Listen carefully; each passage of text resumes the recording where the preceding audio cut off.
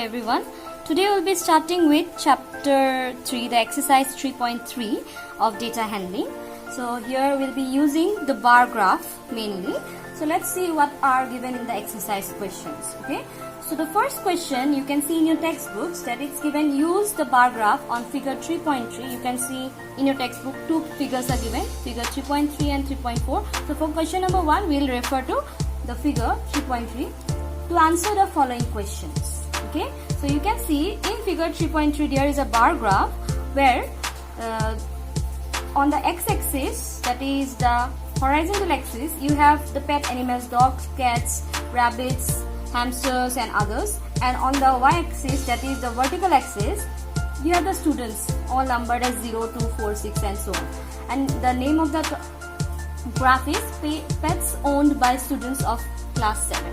Okay, so we can see different, like the dogs, the number of students it's 8, cat it is 10, rabbit it is 2, hamster it is it is between 4 and 6, that means it is 5, and others it is between 2 and 4, that means it is 3. So you can see the graph there in your textbook.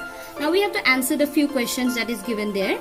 Question number 1a is given, which is the most popular pet? Now in this type of question, when the graph is given, you are not required to draw the graph.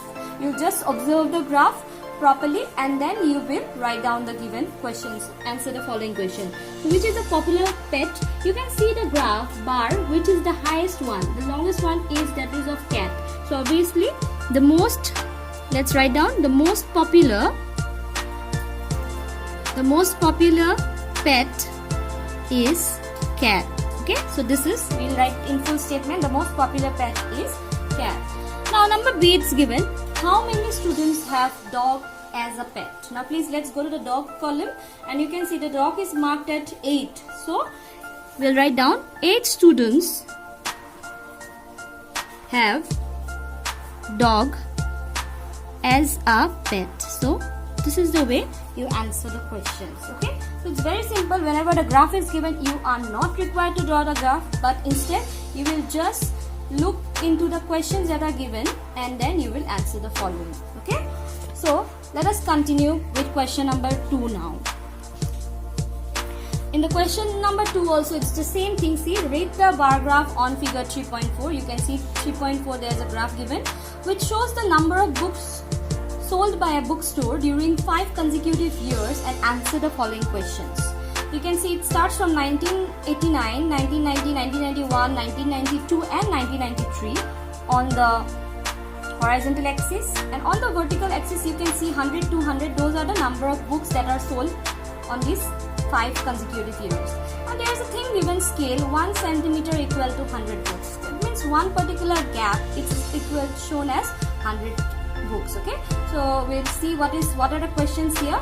Now if you can see the graph properly, it's given about how many books were sold in 1989, then 1990 and 1992. So let's see 1989, and in 1989 if you observe very carefully, it is like it is given about, so it's not exactly how many books, so about approximately, because it's not a graph paper that you will count the number of squares or something like that.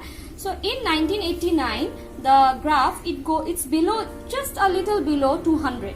Okay, so you can take it as 180 or 190, that is up to you. So I can write down in 1989 and please mention the word about.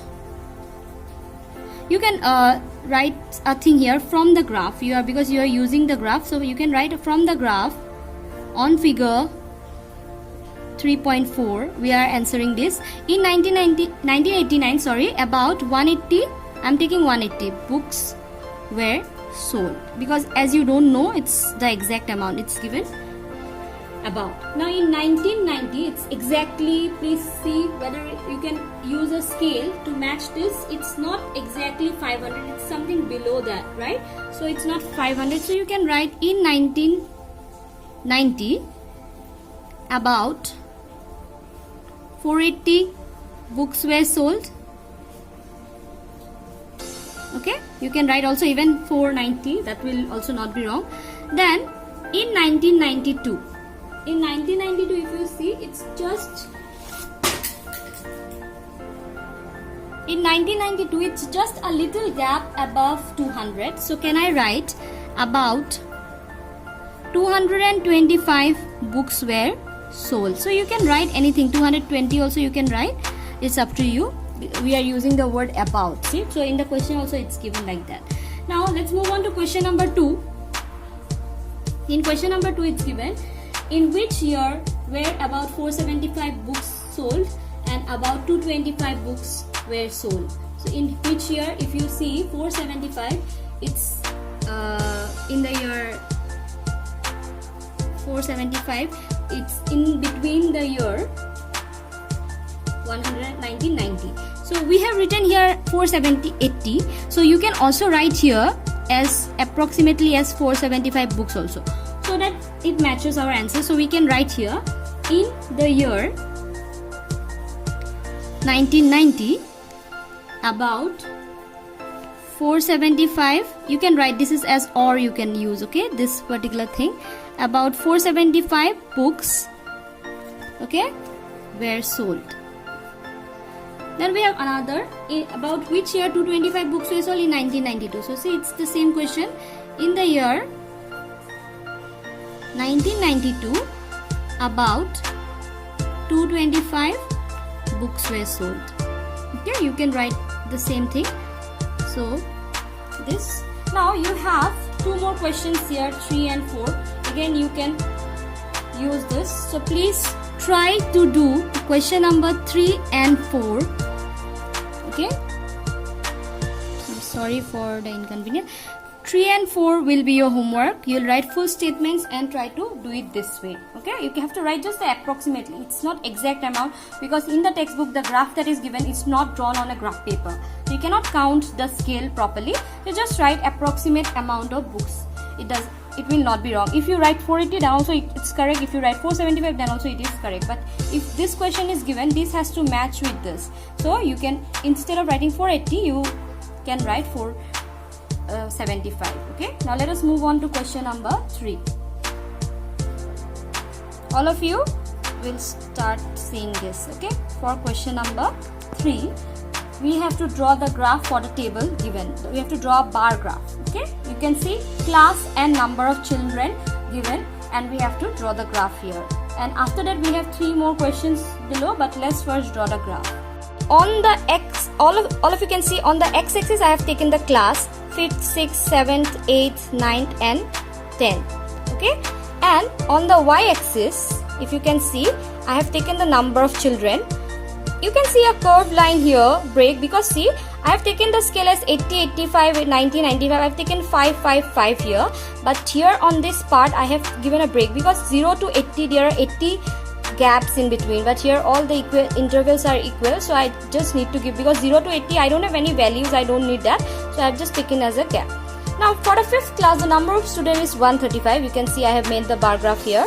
You know, in bar graph, there are gaps in between the bars, vertical bars. Okay, then in the 6th class it is 120. You can see 120 here. In the 7th class, if you can see properly, it's 95. For the 8th class it is 100. For the 9th class it's 90, and for the 10th class it's how much? It's 80. And I have also written the scale here. Please see, scale on the x-axis I have taken 10 small squares, these small squares, as 1 class. Okay, and then on the y-axis I have taken what? 10 small square as 5 children. So here I have the graph. I want all of you to draw the graph paper using scale and pencil, not using the sketch pen. I have used the sketch pen so that the graph looks very appropriate and it looks brighter in the video. So I have used sketch pens here, but all of you must draw the graph with the scale and pencil. Please mention this is the x-axis I have taken, y-axis this is the origin.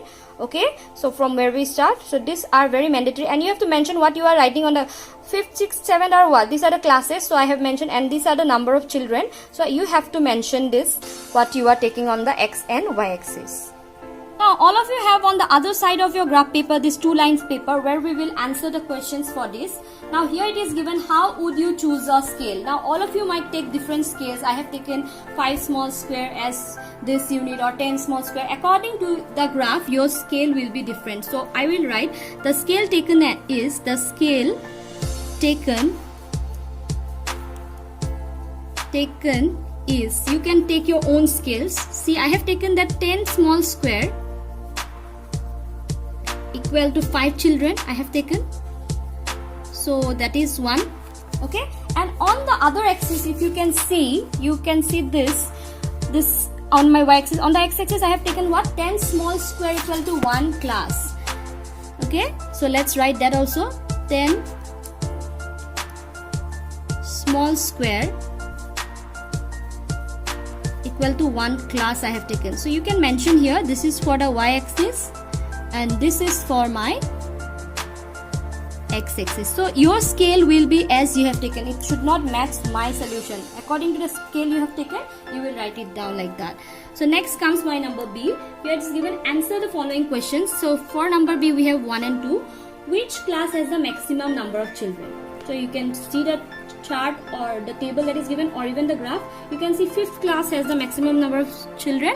So you write 5th class has the maximum number of children. And there is one more question, which class has the minimum number of children? You can see 10th class has the minimum number of children. Okay, now the next question, that is number 2 here. Okay, let's see what is given. Find the ratio of the students of class 6th to the student of class 8. So let us first write down how many students are there. So number of students in class 6 is equal to how much? 120.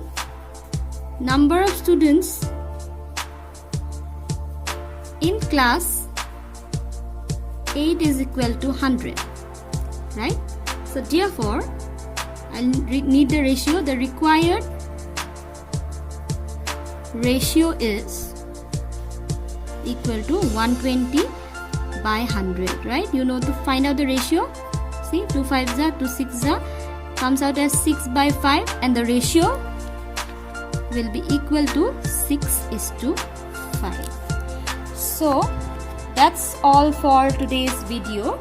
We will do I have not given any homework except the 2 sums from question number 2, where you will find out the requirement. Now the remaining part of the exercise, that is a double bar graph, will be doing in our next video. I'm sorry for the inconvenience, the paper fell down once, and for the graph and all.